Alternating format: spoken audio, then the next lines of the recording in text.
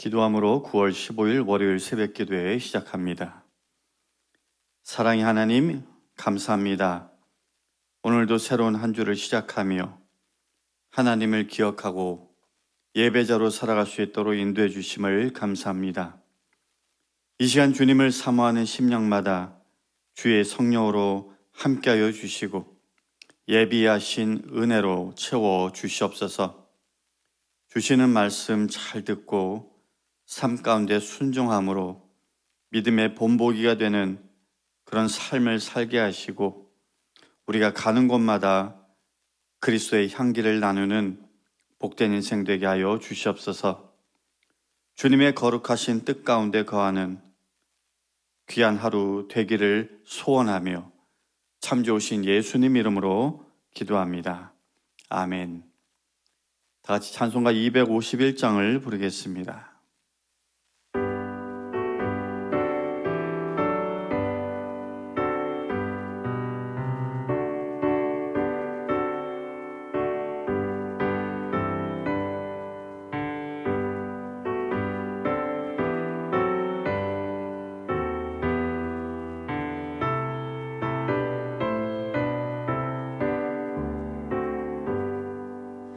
놀랍다 주님의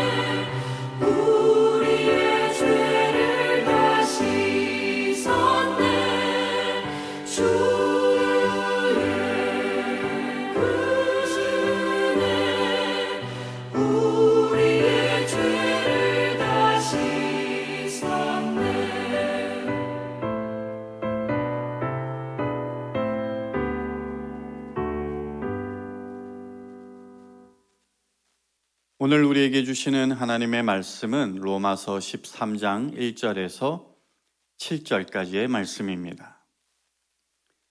각 사람은 위에 있는 권세들에게 복종하라. 권세는 하나님으로부터 나지 않음이 없나니 모든 권세는 다 하나님께서 정하신 바라.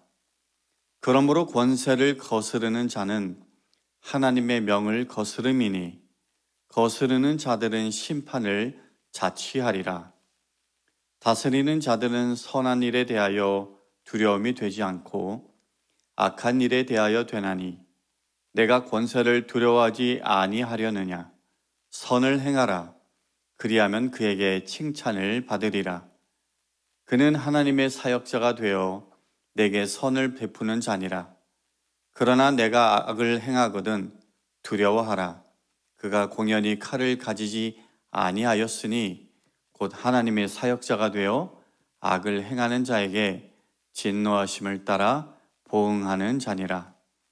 그러므로 복종하지 아니할 수 없으니 진노 때문에 할 것이 아니라 양심을 따라 할 것이라. 너희가 조세를 바치는 것도 이로 말미암음이라. 그들이 하나님의 일꾼이 되어 바로 이 일에 항상 힘쓰느니라. 모든 자에게 줄 것을 주되 조세를 받을 자에게 조세를 바치고 관세를 받을 자에게 관세를 바치고 두려워할 자를 두려워하며 존경할 자를 존경하라. 하나님의 말씀입니다. 성경을 보다 보면 여러 가지 생각을 하게 하는 말씀을 대할 때가 있는데요. 오늘 본문 말씀이 그에 해당하는 말씀 가운데 하나가 아닐까 싶습니다. 오늘 1절만 제가 다시 읽어보겠습니다. 각 사람은 위에 있는 권세들에게 복종하라. 권세는 하나님으로부터 나지 않음이 없나니 모든 권세는 다 하나님께서 정하신 바라. 여기서 이런 질문이 듭니다. 바울이 말하는 권세란 무엇인가? 우리 성도님들은 뭐라고 생각하십니까? 권세, 여러 가지 해석이 있을 수 있는데 다수의 성서학자들은 국가, 정부 또는 공권력으로 보고 있습니다. 아마 여러분들도 비슷한 생각을 하지 않았을까 싶은데요. 현대인의 성경을 보니까 이렇게 번역이 되어 있습니다. 누구든지 정부 당국에 복종해야 합니다. 그렇다면 또 이런 질문이 들 수가 있어요. 만일 권세라고 하는 정부가 악한 것을 요구하거나 악한 것을 행할 때에 그럴 때에도 무조건 복종해야 하나 지지해야 하나라는 겁니다.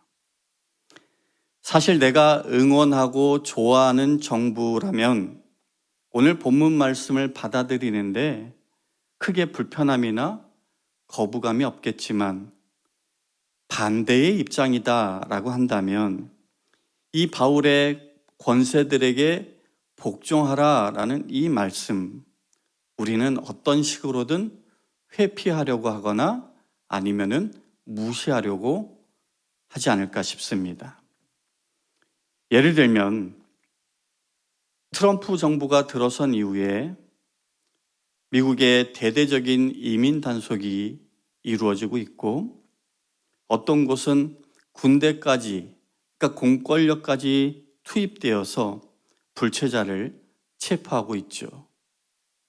이 단속을 두고 정당한 법 집행이라는 입장과 과도한 인권 침해라는 입장이 서로 강하게 부딪히고 있는데 오늘 바울의 말 그대로 적용한다면 일단은 정부에 따라야 하는 것이 맞는 것이다 라고 할 수 있을 텐데 사실은 이런 이슈들은 그렇게 간단한 문제가 아니죠.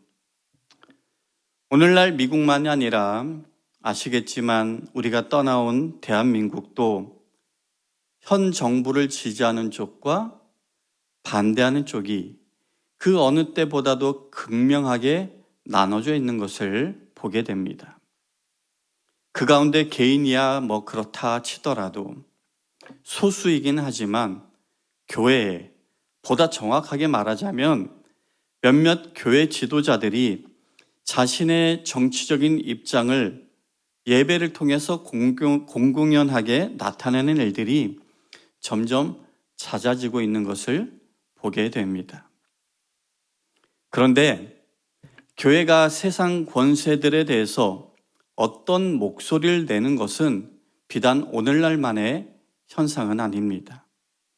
과거 2000년 교회의 역사를 보면 교회는 세상 권세들에 대해서 분명한 목소리를 내어왔습니다. 물론 그때의 상황과 오늘날의 상황은 많이 다르긴 하지만 말이죠. 여러분 아시듯이 로마 콘스탄틴 황제가 기독교를 공인하기 이전 그때의 기독교와 세상 권세와의 관계는 긴장과 갈등의 관계였습니다. 세례 요한의 제자로 알려진 폴리캅이라고 하는 초대교회 지도자, 교부라는 사람이 있었는데 그는 세상 권세들이 해를 끼치지 않는다면 그들을 존중하라라는 가르침을 받았다고 글에 써놓기도 했습니다. 즉 조건적인 존중, 조건적인 복종인 것이죠. 그래서인지 폴리캅은 핍박으로 인해서 순교를 당했습니다. 그가 핍박하는 권세에 만약에 복종했더라면 순교까지는 당하지 않았을 수도 있었을 것입니다. 반면 기독교가 공인된 이후에, 즉 교회와 세상 권세와의 갈등이 표면적으로는 해결된 이후에는 바울이 어떤 의도로 오늘 말씀을 했는지는 상관없이 문자 그대로 위에 있는 권세들에게는 무조건 복종해야 한다라는 해석이 주를 이루었습니다. 그 결과 황제를 하나님의 대리자로 보았고 모든 그리스도인들은 무조건 황제를 따라야 한다라는 입장을 취하기도 했습니다. 그러다가 로마 카톨릭이 다른 해석을 내놓았습니다. 하나님의 대리자는 황제가 아니라 교회의 교황이다. 이런 주장을 한 대표적인 인물이 토마스 아퀴나스라는 중세시대의 신학자였는데요. 그는 하나님이 교황에게 두 개의 검을 주었는데 하나는 영의 검, 그리고 또 하나는 세속의 검이다라고 하면서 영적인 권세가 세속의 권세 위에 있다라고 주장하며 만일 세속의 권세가 제대로 그 역할을 하지 못하면 교황이 그 권세까지도 회수할 수 있다라고 주장하기도 했습니다. 그러나 아이러니하게도 문제가 교황에게서 나왔던 것이죠. 교황이 부패하고 타락한 것이었습니다. 그 때문에 일어난 것이 종교개혁인데요. 종교개혁자 마틴 루터는 교황을 하나님의 대리자로 인정하지 않았습니다. 그는 오히려 교황조차도 세속 권세에 복종해야 하는 일개의 시민일 뿐이다 라고 말하기도 했습니다. 이렇게 종교 지도자들도 세상 권세에 복종해야 한다라는 이 루터의 주장은 이후에 또 다른 종교개혁자 쯔빙글리를 통해서도 계속해서 이어졌는데, 근데 이 쯔빙글리가 강조한 것이 하나 있습니다. 그것은 무엇이냐? 세상 권세가 그리스도의 통치 아래에 있다라는 것이었습니다. 무슨 말이냐면 세상 권세가 주님의 가르침 안에서만 그 힘을 행사할 수 있다라는 거죠. 만일 주님의 가르침을 넘어서서 그 힘을 행사하려고 한다라고 한다면 시민들은 저항할 수 있다라는 그 가능성을 열어둔 것이었습니다. 그리고 또 다른 종교개혁자 칼빈도 같은 주장을 했었는데요. 이렇게 종교개혁 이후에 대부분의 신학자들 또는 종교 지도자들은 오늘 로마서 13장 1절의 말씀을 무조건적인 복종이 아닌 조건적인 복종으로 이해했습니다. 다시 말해서 무자비하고 하나님의 뜻에 어긋나는 세상 권세에 대해서는 저항해야 한다, 저항할 수 있다라고 이해한 것이죠. 그러나 이것도 독재자 히틀러가 나타나서 2차 세계대전을 일으키고 유대인들을 무차별적으로 학살했을 그때에는 침묵으로 일관했습니다. 당시 독일 교회는 히틀러에 대해서 어떤 말도 어떤 저항도 하지 못했습니다. 아마도 히틀러의 칼과 총이 무서웠던 거겠죠. 일제강점기 때의 한국 기독교의 모습도 신사참배를 하는 등 크게 다르지 않았는데 아마도 같은 이유였지 않았을까 싶습니다. 이렇게 시대와 상황에 따라 그 해석과 적용은 각각 달랐는데 역사적인 이야기는 이쯤 하고요. 사실 오늘 본문을 이해하기 위해서는 문맥을 살펴볼 필요가 있습니다. 매일 열심히 성경을 통독하시는 분들은 기억하실지 모르겠는데 지난 토요일 성경 통독 본문이 로마서 12장이었어요.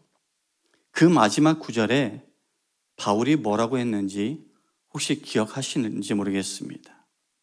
12장 21절인데요. 악에게 지지 말고 선으로 악을 이기라 라는 말씀입니다. 그리고 그것에 이어지는 것이 오늘 13장의 말씀인데 저는 오늘 본문 말씀을 방금 읽어드린 로마서 12장 21절을 실천하는 차원에서 접근해 볼까 합니다. 먼저 다시 질문을 드려보겠습니다. 정부가 사람들이 기대하고 바라는 그 보편적인 역할을 소홀히 하고 오히려 불의 쪽으로 기울어진 정부로 전락한다면 오늘날 우리는 어떻게 반응해야 하겠습니까? 복종해야 할까요? 아니면 저항해야 할까요? 앞서 소개해드린 것처럼 역사 속에서 많은 사람들은 그런 정부에는 복종하는 것보다는 저항해야 한다라는 것이 맞다라고 주장을 합니다. 그런데 문제는 정부가 좋은 정부냐, 나쁜 정부냐, 이것을 판단하는 데 있어서 우리가 갖고 있는 기준이 굉장히 주관적이고 정치 편향적인 경우가 많다라는 겁니다. 객관성을 상실하고 감정과 선입견이 앞서는 경우가 적지 않은 것이죠. 그렇게 각자의 입장에 따라서 정부가 좋다, 나쁘다를 평가할 때가 많이 있습니다. 흔히들 말하는 지지율이 그것을 나타내는 지표가 될 때가 있죠. 하지만 분명한 것은 어느 한쪽으로 100% 몰리는 경우는 없다라는 것입니다. 즉, 완벽한 정부는 있을 수 없다라는 겁니다. 바울이 이것을 몰랐을까요? 모를 리 없죠. 당시 로마는 바울을 수차례 감옥에 가두는 등 핍박을 가했습니다. 바울의 입장에서 보면은 당시 로마 제국은 불완전하다 못해 나쁜 정부에 훨씬 가까웠을 것입니다. 하지만 바울은 그런 권세들에게 복종하라라고 오늘 가르쳐주고 있는 것입니다. 왜냐하면 그가 한 가지를 확신했기 때문입니다. 바로 세상 권세들을 허락하시고 세우신 분이 하나님이시다라는 것이고, 그 하나님이야말로 완전하신 분이기 때문이다라는 겁니다. 오늘 1절에 권세가 다 하나님으로부터 나지 않음이 없고 모든 권세는 다 하나님께서 정하신 바라. 이것이 우리가 세상 권세를 존중해야 하는 이유다라는 것입니다. 따라서 우리에게 요구되는 태도는 어떤 정부이든 간에 그것을 허락하신 하나님의 뜻과 계획이 있음을 믿고, 정부가 하나님 앞에 바른 정부가 되도록 우선 기도하는 것이 우리에게 필요한 바른 태도이지 않을까 싶습니다. 저는 이것이 악에게 지지 말고 선으로 악을 이기라라는 그 바울의 권면을 실천하는 구체적인 삶의 방식이라고 믿습니다. 사랑하는 성도 여러분, 이전 영국 성공의 공동 기도서에 영국 국왕을 위한 이런 기도문이 실려 있다고 합니다. 당신의 선택된 종, 우리의 여왕이요 통치자 엘리자베스의 마음을 다스리셔서 여왕이 자신이 진정 누구의 사역자 또는 종인지를 알고 무엇보다도 당신의 영예와 영광을 구하도록 해 주십시오. 지금도 이와 같은 기도문이 그 현 국왕이죠, 찰스 3세를 위해서 드려지고 있는지는 모르겠지만, 아무튼 우리도 하나님께서 세우신 권세가 하나님이 맡기신 그 역할을 잘 감당할 수 있도록 기도하는 것으로부터 위에 있는 권세들에게 복종하라라는 말씀을 받는다고 하면 어떨까 싶습니다. 우리들은 다 불완전한 존재입니다. 하지만 하나님은 완전하신 분이죠. 그 하나님으로부터 모든 세상 권세들이 나왔다라고 하셨으니 이 말씀 앞에 겸손히 나의 정치적인 입장은 잠시 내려놓고 한 시민으로서, 국민으로서 내가 행할 수 있는 선이 무엇인지를 생각해보고 그것을 실천하며 살아가는 우리 모든 성도님들 되시기를 주님의 이름으로 간절히 축원합니다. 기도하겠습니다. 살아계신 하나님 아버지, 오늘 하루 나의 생각, 나의 판단, 내가 주도하는 그런 삶을 잠시 멈추고 하나님 주시는 도전적인 말씀 앞에 겸손한 마음으로 순종하며 살아가는 우리들이 되기를 원합니다.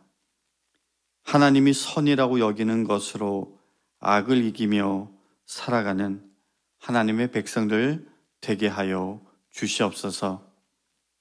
이제는 우리 주 예수 그리스도의 은혜와 하나님 아버지의 극진하신 사랑과 성령님의 감화감동 교통하심이 하나님의 말씀 앞에 겸손히 순종하며 살아가기를 결단하고 나아가는 모든 성도님들 머리 위에 지금부터 영원까지 함께 하시기를 간절히 축원하옵나이다. 아멘.